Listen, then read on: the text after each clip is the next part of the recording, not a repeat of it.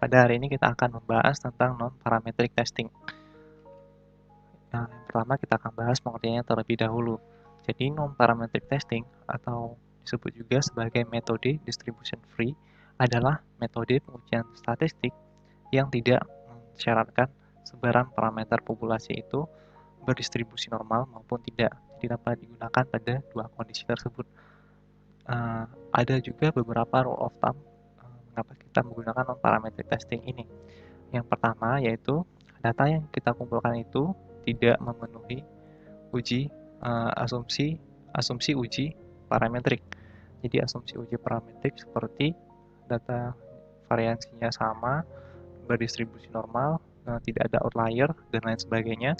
Jika tidak memenuhi asumsi ini, maka alternatifnya kita dapat menggunakan uji non parametrik.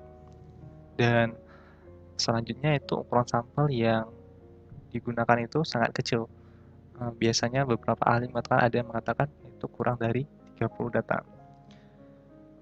Kemudian selanjutnya itu jika data sampel yang digunakan itu merupakan skala pengukurannya itu ordinal dan nominal. Nanti juga akan dijelaskan ini. Kemudian untuk melihat gambaran besarnya kita ada di mana sih sekarang. Kita lihat dulu statistika itu dibagi menjadi dua bagian besar yaitu statistik deskriptif dan statistik inferensial. Statistik deskriptif sudah dipelajari di modul 1. Kemudian untuk inferensial ini yang ada dibagi dua juga yaitu statistik uji parametrik dan uji non parametrik. Uji parametrik sudah dipelajari di minggu sebelumnya dan pada hari ini kita akan belajar tentang uji non parametrik. Selanjutnya itu tentang skala pengukuran data. Ini sebelum masuk ke uji non parametriknya dulu ya, kita akan bahas ini dulu untuk mengingatkan kembali. Jadi tipe data itu dibagi menjadi 4. Yang pertama nominal. Ciri-cirinya itu bersifat kategorik dan bilangan ini hanya sebagai simbol semata saja. Contohnya warna. Warna itu ada merah, kuning, hijau, bisa disimpulkan 1, 2, 3, dan tidak ada pembeda. Warna merah dan kuning itu warnanya setara, jadi tidak ada yang lebih tinggi atau lebih rendah gitu. Kemudian jenis kelamin, kode pos, nomor punggung pemain sepak bola. Misalnya ada nomor punggung 10, ada nomor 7, ada nomor 1 gitu. Jadi nomor 10 itu tidak berarti lebih hebat dibandingkan pemain nomor 7 gitu. Jadi ini hanya sebagai simbol semata saja angkanya. Kemudian tipe data ordinal. Itu ciri-cirinya ini sudah ada urutan tingkatannya. Jadi antara urutan 1, 2, 3 itu berbeda. Contohnya urutan juara kelas. Dari urutan juara 1 itu lebih hebat dibandingkan juara 2 dan 3 dan seterusnya. Ada juga tingkatan pendidikan. Jadi tingkatan SMP lebih tinggi dibandingkan SD, SMA lebih tinggi dibandingkan SMP dan selanjutnya.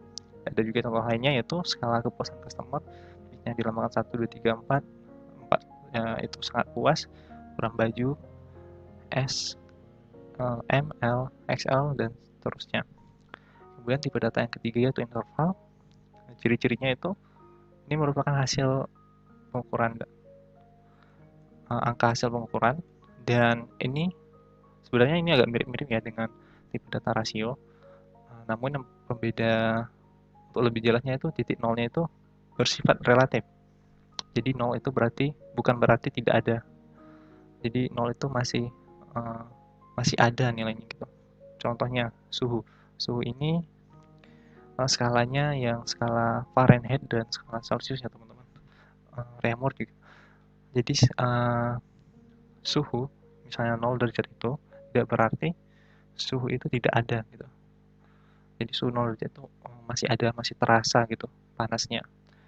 Suhu itu ada tingkat derajat kepanasan suatu benda ya. Jadi suhu 0 itu masih ada gitu suhunya.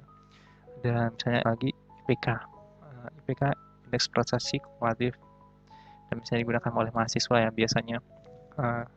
Misalnya ini ada dua orang, ada orang A IPK-nya 2 dan yang B IPK-nya 4. Dan IPK 4 itu bukan berarti si A itu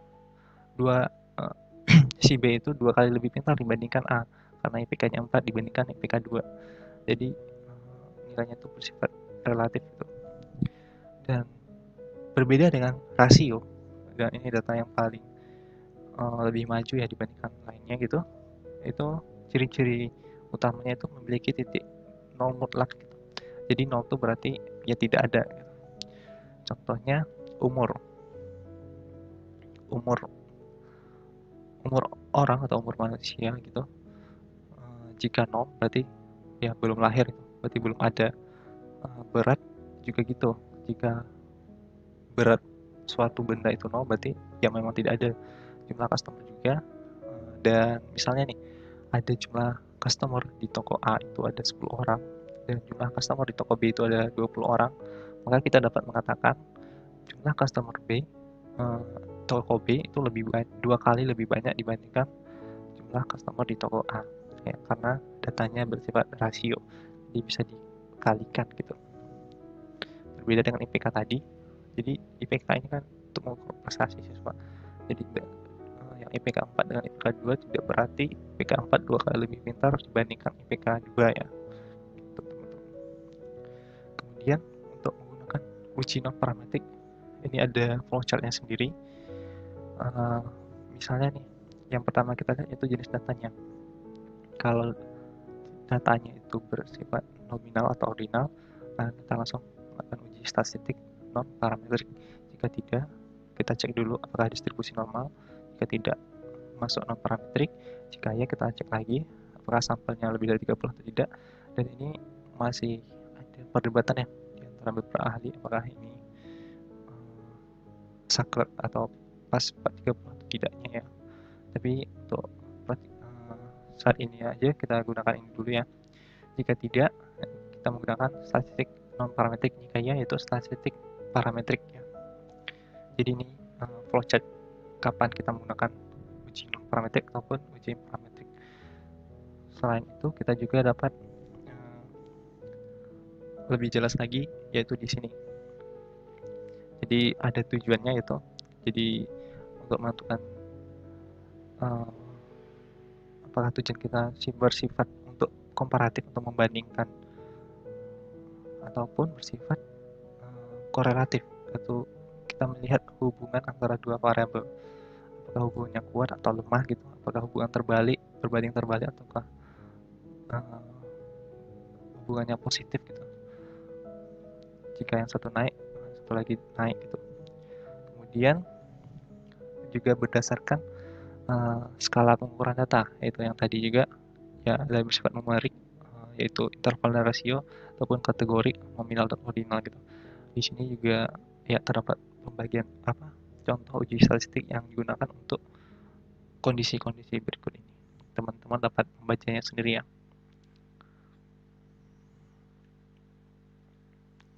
Kemudian kita akan masuk ke uji statistik yang pertama, yang uji non parametriknya ya. Yang pertama itu kita belajar sign test. Sign test ini juga sudah dipelajari ya teman-teman, jadi saya tidak terlalu panjang lebar ya menjelaskannya.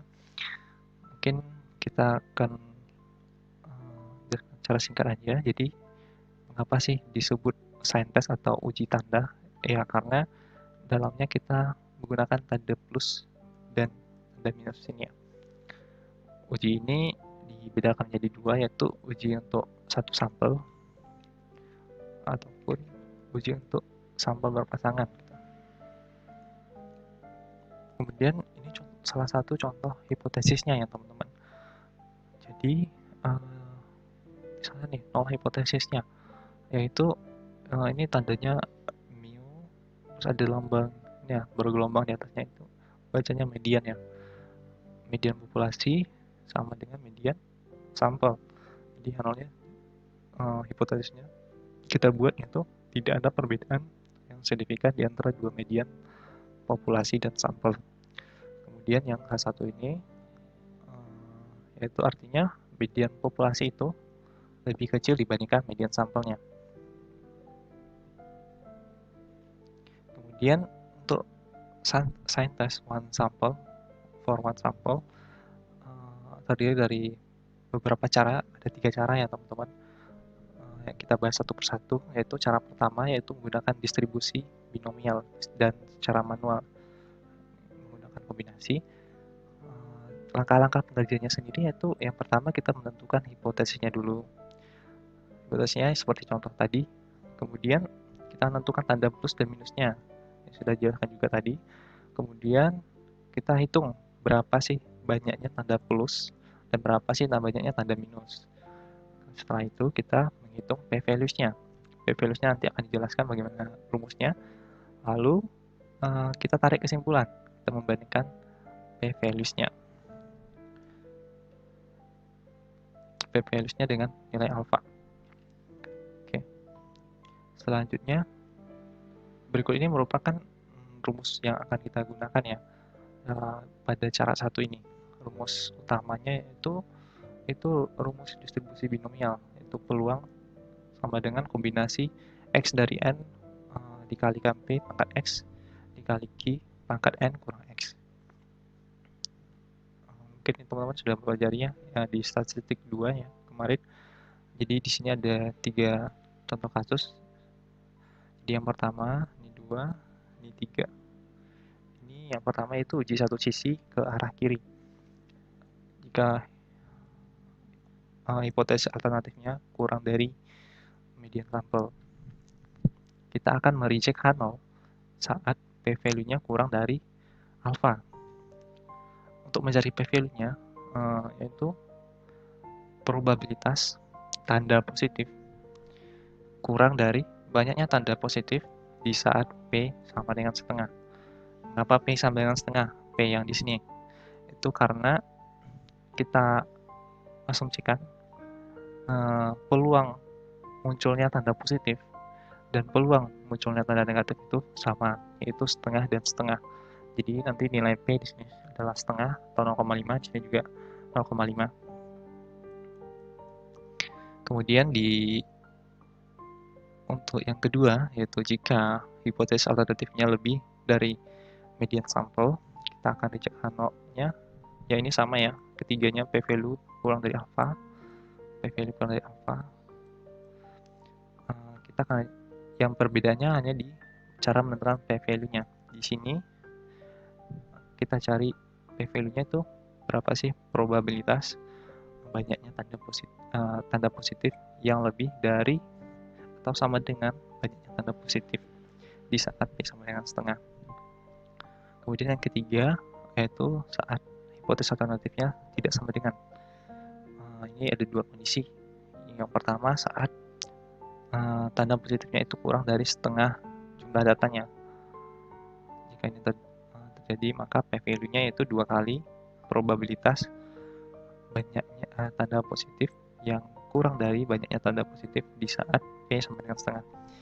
Dan jika banyaknya tanda positif lebih dari n per 2, maka p-value-nya yaitu 2 kali probabilitas tanda positif yang lebih dari atau sama dengan banyaknya tanda positif di saat P sama dengan setengah. Jika teman-teman masih bingung, nanti akan dijelaskan di contoh studi kasusnya ya. Kemudian ada cara dua, yaitu table of critical values. Kita hanya melihat tabelnya yang mana cara ini lebih mudah dibandingkan cara satu tadi. Ya karena cara satu tadi perhitungannya cukup rumit ya, karena menggunakan cara manual menghitung kombinasinya. Di sini kita hanya melihat tabelnya saja. Untuk langkah-langkah tadinya hampir sama seperti yang tadi, yaitu pertama menentukan hipotesis, lalu menentukan tanda plus dan minus, kemudian menentukan banyaknya tanda plus dan minus. Perbedaannya letaknya di sini yang cara keempat ini, menentukan nilai R. Untuk R-nya sendiri, kita mencarinya yaitu dengan membandingkan banyaknya tanda positif dan negatif ini. Kita cari nilai minimumnya, yang mana misalnya banyak tanda positif ada 10 buah, banyak tanda negatif ada 5 buah, maka R sama dengan 5, ya karena yang paling kecil yaitu tanda negatif itu 5. Kemudian kita cek tabel, nanti akan disajikan dilihat di modul ya, atau studi kasusnya, untuk menentukan nilai R alfa bintang atau R taraf signifikansinya alfanya. Kemudian kita tarik kesimpulan dengan cara kita akan reject H0 saat R yang ini kurang dari atau sama dengan R tabel ya, yang kita lihat di tabel R alfa bintang. Oke. Kemudian cara ketiga, yaitu menggunakan nilai Z-score. Hal ini biasanya kita gunakan dalam kasus yang lebih dari 40 data. Mengapa lebih dari 40 data? Karena yang cara kedua ini terbatas, di tabelnya hanya terbatas disajikan 40 data saja. Jika lebih, maka kita dapat menggunakan cara ini. Jika kurang dari 40 data, sebenarnya kita juga bisa menggunakan cara ini ya teman-teman. Untuk menghitung ini, yang kita perlukan yaitu Z hitung dan Z alpha. Z alpha ini itu Z tabel ya, tergantung daripada alfanya. Biasanya alfa yang kita gunakan yaitu 0,05. Jadi alfa 0,05 itu 1,64 ya biasanya. Ya kalau kita lihat di Z, tabel Z ya. Kemudian untuk menghitung Z hitungnya yang berbeda-beda, kita dapat menggunakan rumus ini, yaitu Z0 sama dengan R plus itu banyaknya tanda positif dikurang 0,5N banyaknya data, kemudian dibagi 0,5 akar N. Untuk pengambilan kesimpulannya, ini ada 3 juga sama seperti tadi, yaitu jika uji satu sisi ke arah kanan, kita akan dicek H0 saat Z0-nya atau Z hitungnya lebih besar daripada Z alpha atau Z tabel. Kemudian uji satu sisi ke arah kiri, jika H1-nya ini juga kurang, kita akan reject H0 di saat Z hitungnya kurang dari Z alpha. Dan jika uji dua sisi, maka kita menggunakan absolut dari Z hitung lebih besar daripada Z alpha per 2. Ini mungkin di highlight ya teman-teman, Z alpha per 2. Ya karena kita melakukan uji dua sisi, jadi sebelah kiri dan sebelah kanan. Maka kita bagi 2. Untuk kasus untuk lebih lengkapnya nanti akan dijelaskan pada studi kasusnya langsung ya teman-teman. Kemudian sign test for pair sample. Jadi uji tanda ini dilakukan untuk 2 sampel yang saling berpasangan atau berhubungan. Uji ini sebenarnya memiliki cara yang hampir sama ya dengan yang tadi sebelumnya, yaitu untuk one sample. Perbedaannya sendiri hanya terletak dalam menentukan tanda positif dan negatifnya atau plus minusnya. Untuk menentukan tanda positifnya itu sebagai berikut. Jadi misalnya nih teman-teman daftar bimbel nih, biasanya akan melakukan pretest dan post-test ya. Jadi pretest itu dilakukan sebelum pembelajaran, post-test dilakukan setelah belajar ya. Jadi kita anggap kondisi 1 itu sebagai pretest, kondisi 2 sebagai post-test. Misalnya nilai teman-teman di pretest yaitu 90 dan saat post-test nilai teman-teman yaitu 85. Jadi 90 lebih besar dari 85, maka diberi tanda plus. Dan begitu juga sebaliknya, jika kurang diberi tanda minus. Kemudian untuk cara selanjutnya itu caranya sama dengan for one sample tadi, sign test for one sample, teman-teman menggunakan cara distribusi binomial secara manual, tabel ataupun Z-score. Namun jika lebih mudah yaitu cara kedua, itu menggunakan tabel saja.